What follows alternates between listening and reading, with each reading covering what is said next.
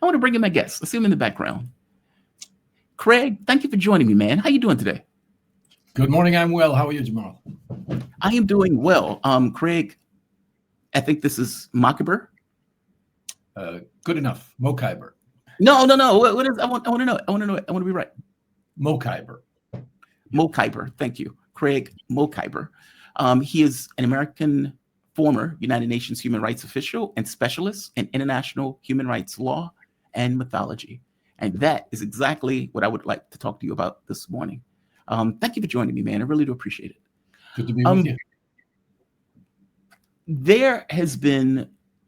We've had a conversation on this channel, and there have been multiple opposing sides on this conversation. I am not a human rights lawyer. I am not part of the UN. And so us having a conversation about it doesn't necessarily amount to much of anything short of people giving their opinions. You are those things. And if I'm not mistaken, you resigned from the United Nations in protests. What is the law internationally on issues of genocide and the responsibility of countries in lieu of a country committing a genocide? Yeah, that's exactly the right question, Jamal. Discussions on the genocide in Palestine publicly often fall into matters of opinion and feeling. But genocide is a crime, and it is a crime that is specifically defined in international law, especially in the UN Convention on the Prevention and Punishment of the Crime of Genocide, and in the Rome Statute of the International Criminal Court. And that crime is defined with great particularity, right? We know what genocide is. We know what acts constitute genocide, and we know what kind of criminal intent is required for genocide. And in this case, what we're talking about is a series of acts that have to do with killing and harm and preventing births and so-called creating conditions of life designed to bring about this destruction of a group in whole or in part. And any of those things, even one of those things, when it is done with the intent to destroy a particular group as such, so a group based upon their race or religion or ethnicity or whatever, constitutes the crime of genocide. So it's not a matter of editorial opinion. It is a crime with specific actions that are defined and a specific kind of intent that is defined. And in the case of the Israeli genocide in Palestine, this has been evident from the very beginning, because you have a very unusual situation where the Israeli regime has been guaranteed absolute impunity by the West, especially the United States, decade after decade, to the point where it has come to believe that international law does not apply to it. And the result of that, Jamal, was that Israeli leaders have from the beginning been declaring their genocidal intent out loud. You don't have to dig through dusty government archives to find a smoking gun memo, because they've been saying it publicly, especially to their own people. And here we're not talking about marginal figures. We're talking about the president, the prime minister, cabinet ministers, at least 7 of them, the senior military commanders, and then all the way down the chain of command to soldiers in Gaza who declare what they are doing out loud. So there is no mystery. What is happening there is genocide. And yes, it imposes obligations on other states when that happens. Now, what are those obligations? I read through the genocide, I guess the convention itself. It's a lot of legalese. So break this down for me. What are the obligations on other states when a state is obviously, clearly, especially when you get the International Criminal Court, or I'm sorry, when you get the United Nations itself coming out saying they are literally committing a genocide, they are killing people, they are starving people. Full stop. It is no question. This is not our opinion. This is what is taking place. What are the obligations of states when this is declared that openly by the United Nations? Well, the obligations are that you have the obligation of prevention. So they have to do everything within their power to prevent the genocide from taking place and from continuing. There is the obligation of punishment. So, here in the United States, for example, we have Israeli soldiers who are dual nationals who are flying back and forth between the US, participating in the killing in Palestine, coming back here and sitting in cafes in New York. Yes. That is in breach of US obligations of punishment of the crime of genocide. You have other sorts of obligations that relate to non-cooperation and non-recognition. So, you cannot, without being guilty of another crime in the Genocide Convention called complicity, so that's a separate crime, complicity in genocide, you cannot carry on providing, as the United States does, weapons and financial aid and intelligence and political cover and diplomatic cover and the use of the US veto in the UN Security Council to shield Israel from accountability without being guilty of the crime of complicity. And that means that both Joe Biden and his team and Donald Trump and his team have been guilty of the crime of complicity under the UN Genocide Convention. Now, this stuff, as you say, is legalese. Sometimes it's difficult. We have an advantage here, that Israel is on trial in the International Court of Justice for genocide. And in that genocide case, the International Court of Justice, the World Court, has issued a series of provisional measures, so sort of interim orders, that relate not just to Israel, but to all states that are supposed to withdraw any support that is going into the regime that is perpetrating genocide. And of course, so at least from the time that, the original orders came out from the International Court of Justice, all states were absolutely on notice of their obligation to prevent genocide and to cut off all cooperation with it. And of course, many states in the West in particular have failed to meet their obligations, and some of them, like the US, have been directly complicit. What do you make of people who make the argument that the convention is not necessarily saying that states should act individually, that everything that you said is true, but they're supposed to act as a collective under the auspices of the United Nations? Because there are some states that are hiding behind that are effectively saying, hey, we think this sucks. In fact, I'll go further. Nearly every country around the globe is still working with Israel. There have been some European states recently that have come around saying, okay, we're not going to give them weapons. We're not going to do this, or we're not going to do that. But for all intents and purposes, Europe has backed this, not just Europe, everywhere has continued to trade with Israel. And they would say, well, look, it's one thing for us to do something individually, but the United Nations requires us to work collectively and together in order to solve this issue, not as individual states. What do you make of that? Is that true? Is that false? Well, that's a false reading of the convention. The convention, quite to the contrary, requires each state individually and collectively to meet their obligations associated with the convention. So a state does not have a get out of jail free card because they say they're waiting for some collective initiative to take place. They have an affirmative obligation to meet those responsibilities. By the way, all states have those affirmative obligations also under the Geneva Conventions that codify international humanitarian law. You are, as a so-called high contracting party of the Geneva Conventions, you're not only obliged to respect the rules in the Geneva Conventions, but you're also obliged to ensure respect by other parties over whom you have influence. So these are binding legal obligations on states to act individually as a minimum, but also to seek collective measures. And if there was any doubt in the minds, and there isn't, these are political arguments, right? They're looking for ways to avoid having to act, as we know.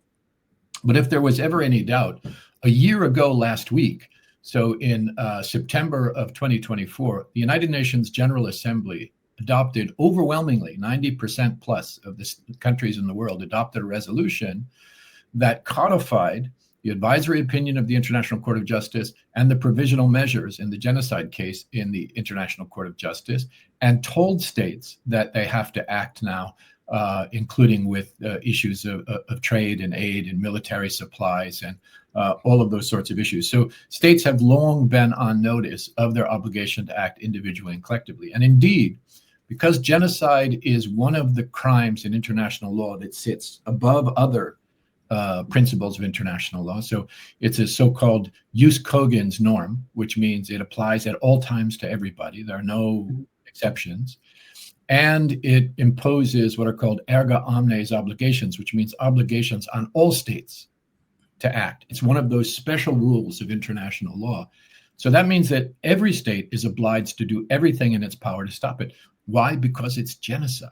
Because it's genocide. It's not something which was that when it was codified, there was a will to leave some legal ambiguity where states could debate whether they have to act or not. It is agreed, alongside the crime of aggression, to be a supreme international crime.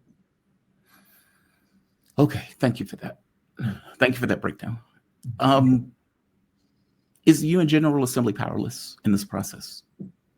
UN General Assembly. Wait, before I get to that question, if all of those countries agreed with that, even to the point of codifying it into international law.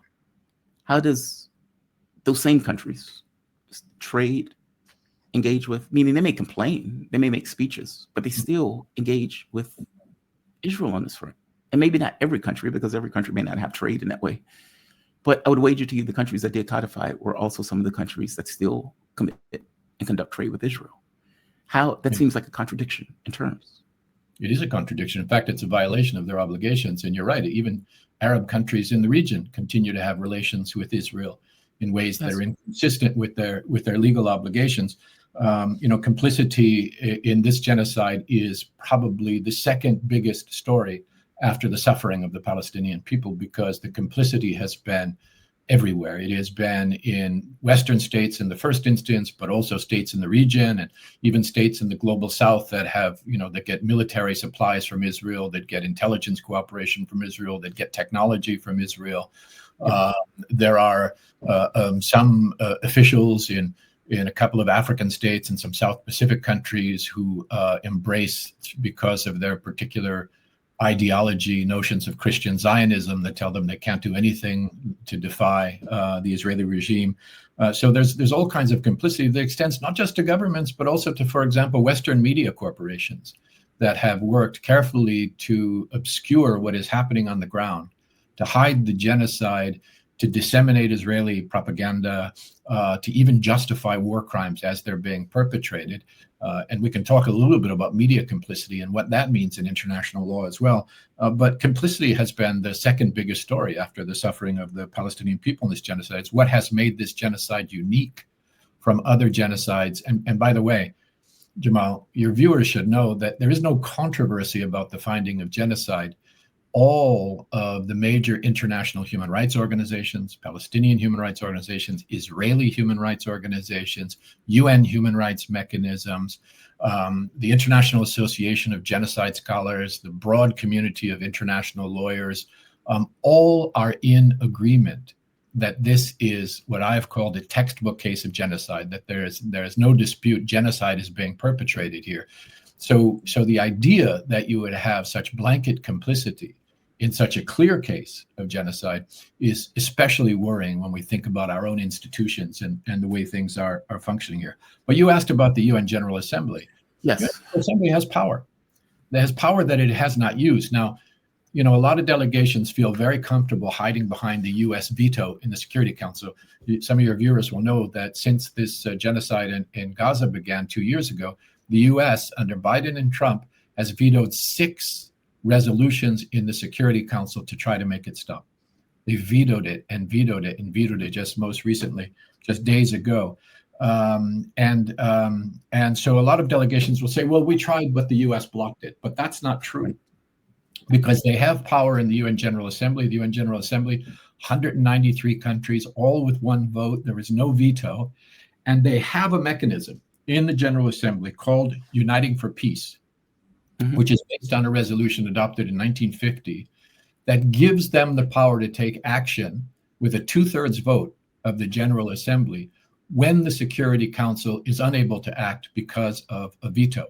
And that means today, the UN General Assembly could adopt sanctions, a military embargo.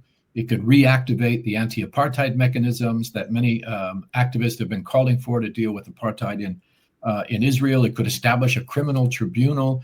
It could refuse to recognize the credentials of the Israeli regime in the General Assembly. And here, very importantly, it could mandate an international protection force to protect civilians, to facilitate humanitarian aid, to preserve evidence of war crimes, and to begin the process of reconstruction. It could do that today. And indeed, it's been called for by some states, and some states have even offered to provide troops for it. But fear of the United States and some others in the West has prevented that so far from happening. But there's a campaign to keep pushing to make that happen. But 90% voted on the ICJ's ruling, and yet they don't have 2/3 that would say enough of this. Well, I think the voting patterns in the UN General Assembly clearly show that the world does stand with Palestine and that the US and Israel are absolutely isolated. These votes typically have the only no votes are the U.S. and Israel, and a few South Pacific dependencies of the United States who outsource their foreign policy to the U.S. And a couple of far-right regimes from time to time. But essentially, it's the U.S. and Israel against the world when it comes to these questions, because international law is so clear on what is required with regard to Palestine. And the resolution that was adopted a year ago was a very strong resolution. It was a historic resolution because of the substantive content, and it still garnered in excess of 90%. So I think it is entirely possible to get a 2/3 majority of a vote of the kind that we're talking about here, if you can get a small group of states to have the courage to stand up to the United States and some of its allies, and to initiate the process in uniting for peace. There's nothing to stop that from happening. Now, we're not naive. You can bet that, especially under the current government, the U.S. would use every dirty trick in its arsenal to try to prevent that resolution from being adopted, and then to prevent it from being implemented. But we have seen cases in the past, especially in the 1960s and 70s, where the same thing was true, but the global South, recently decolonized countries, came together, created a majority force, and then were able to do much more meaningful things through the General Assembly and other mechanisms of the UN over the wishes of the US and the United Kingdom and the French, for example. Okay. Do you think that is going to take place? Because I guess I'm stuck in this box where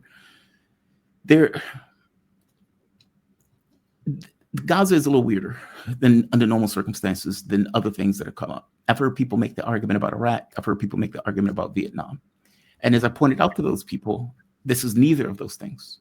In those cases, American troops were coming back in body bags, where the public didn't necessarily want those troops to come back in body bags. So they were like, we need to stop this war. We don't like this war. And they turned against the war as a direct result of the consequences that were coming back to America in that conflict.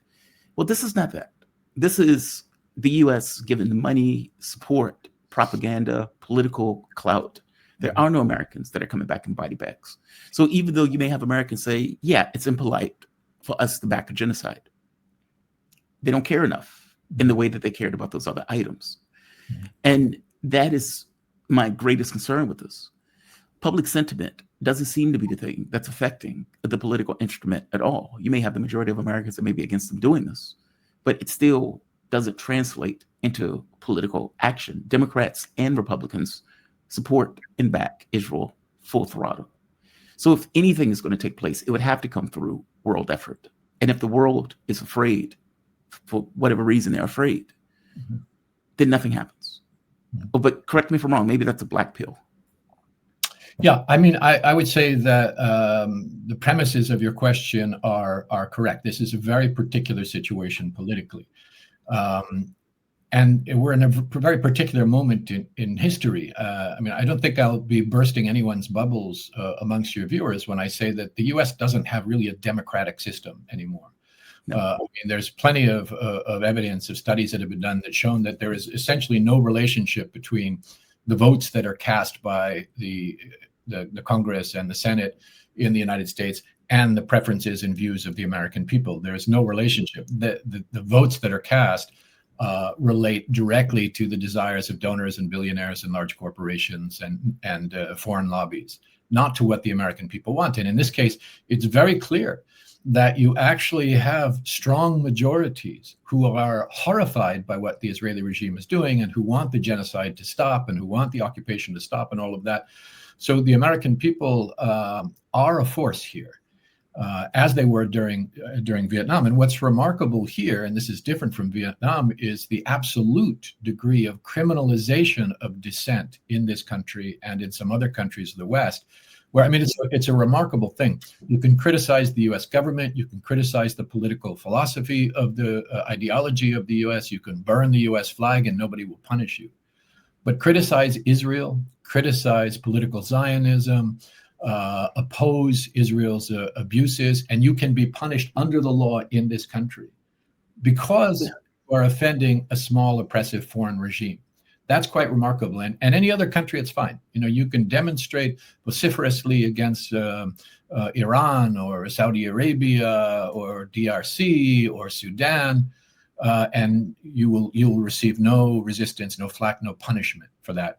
But what we have seen in this country is that because of the horrors that are being perpetrated, because of the massive injustice that is being live streamed to people in this country, and because they know that it could not continue without US money and arms and diplomatic support and so on, people have taken enormous personal risks. You know, the students on college campuses, the people demonstrating in capitals, and have been willing to expose themselves to beatings and arrest and attack by Israel proxies and smearing and slander by public officials and being expelled from school and being fired from their job and being deported from the country in some cases, to stand up and oppose a genocide that the government and its donors support. That's remarkable, because that says to me that the resistance to this in many ways is even stronger than the resistance to the war in Vietnam. The problem is that so far, the government doesn't give a damn, because they're not answering to the people. They're answering to, as I say, to their donors. But it doesn't mean that they're impervious. And we have seen over time that positioning has changed. You know, for the first time, you got several Republicans speaking out. You've got a growing number of Democrats and I'm not somebody who has a lot of confidence that that's where the solutions lie. I think it's a fundamentally corrupt institution, the U.S. Congress. But even there, you have seen remarkable change that we would never have seen just a few years ago. So there is this kind of change that's taking place, and it's not coming from some sort of moral epiphany on the part of politicians. It's coming from a moral demand on the part of the people, and in the long term, that's going to make a difference. You know, all the studies, and you now have them forcing TikTok to be sold to a pro-Israel billionaire in order to make sure that TikTok doesn't tell the truth on Palestine anymore. You see how desperate they are to try to silence this, particularly when it comes to young folks, and that is going to fail. The trajectory is already there. Yeah. Sorry. Oh, please. No. Please continue. I'm sorry. I just wanted to answer your question about why it's not happening. All these things we're talking about in the UN, because you say you're right. Internationally, it's really important, especially the global majority is where change has to come from. So you have seen, for all the horrors that we've seen in the last 2 years, we've also seen something that is unprecedented in history. Israel, which has enjoyed absolute impunity, underwritten by the United States principally, has now in the last 2 years been subjected to a drumbeat of accountability that never existed before. Israel is on trial for genocide in the International Court of Justice. Its leaders, including Netanyahu, are the subject, have been indicted for crimes against humanity in the International Criminal Court. They have been condemned for genocide and apartheid by every major, as I said, international human rights, Amnesty International, Human Rights Watch, all of the UN human rights mechanisms, and so on. And you had this historic resolution in the General Assembly a year ago that said either you will comply within 1 year or you will face further measures, further consequences. So that's what that did, was that put Israel's allies, especially on the West, but also some in the region like Saudi Arabia. It doesn't call itself an ally, but effectively cooperates with the US and Israel on everything. Put them on notice. And what they have done is they have tried to shift the focus away from the kind of accountability measures that I mentioned and protection measures and those sorts of things that are really needed, and move away from the whole idea of genocide and talk instead about, well, we will recognize a Palestinian state. We will establish another endless, decades-long political process with maybe the promise of some kind of rump Palestinian Bantustan somewhere down the road, in order to shift the conversation and make sure that Israel is not held accountable in the ways that I said before. Again, sanctions and military embargo and a criminal tribunal, anti-apartheid mechanisms, the denial of its credentials, and so on. Those are all things that could happen. They're all things that should happen. But what they've done at the international level, including in the UN, is to try to shift the focus away now to this other meaningless, symbolic thing that would keep the Palestinians locked in for another 30 years, as they did under Oslo, with this smokescreen of the promise of a Bantustan. But what really happens is continued Israeli annexation, continued persecution of the Palestinian people, a continued flow of Palestinians out of their homeland, and the continued normalization of the Israeli regime. And that's the tug of war that's happening at the UN as we speak. Yeah, it's a shiny object. But don't those other countries know that? Especially countries of the global south that went through colonialization, that is a history of European or US invasion, et cetera. don't they know that that's what they're doing, that it's a shiny object, and that they're doing it in order, as Dimitri would say, a pressure release valve, to try to bring down the hostilities of their local population at the political space that is abetting a genocide without any real intention of doing anything about the fact that they're committing a genocide? Yeah, they know perfectly well, and that's why some of them are going along with it, because it's an easy out. A lot of these countries either are complicit because of their trade with the Israelis or with the Americans.